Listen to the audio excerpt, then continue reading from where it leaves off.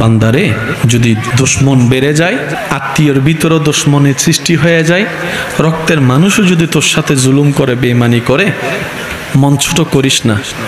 তোদের জীবনের প্রতিটা ক্ষণে কিভাবে মোকাবেলা করবি সেটা প্র্যাকটিক্যাল শিখে নেওয়ার জন্যই আমি প্রত্যেকটা নবীকে এক একটা মুসিবত দিয়ে তোদের জন্য শিক্ষার ব্যবস্থা করে দিয়েছি। সুবহানাল্লাহ।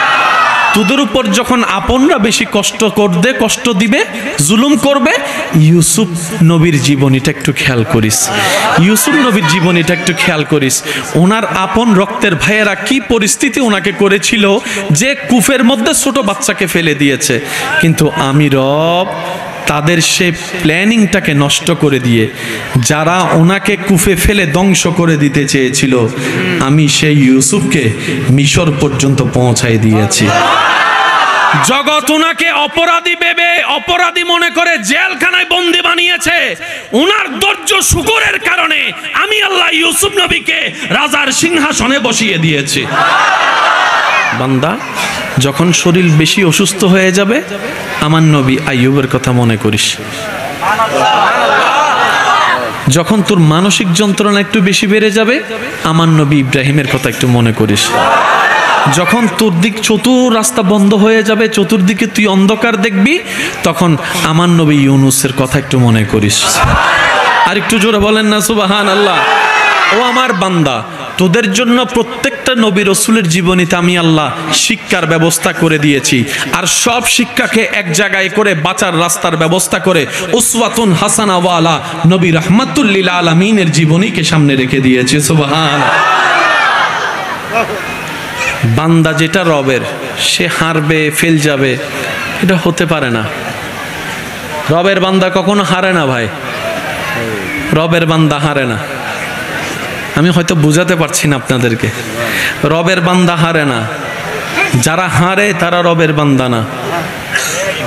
এক দলে 3 গোল দিয়েছে, আরেক দলে 6 গোল দিয়েছে, জিতছে কে? বলেন বলেন, আরো জোরে বলেন। 5টা ম্যাচের ভিতরে একটা দলে 3টা জিতেছে, আরেকটা দলে 2টা জিতেছে। ট্রফি কে পাবে? জোরে বলেন। 2 জনে ঝগড়া লাগছে, একজনের পিঠ মাটিতে লেগে গেছে, আরেকজনের পিঠ লাগে নাই, জিতছে কে? বলেন না ভাইয়া।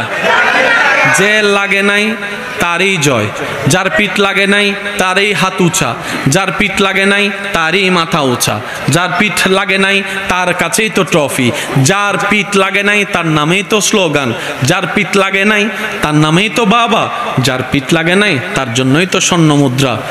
কিন্তু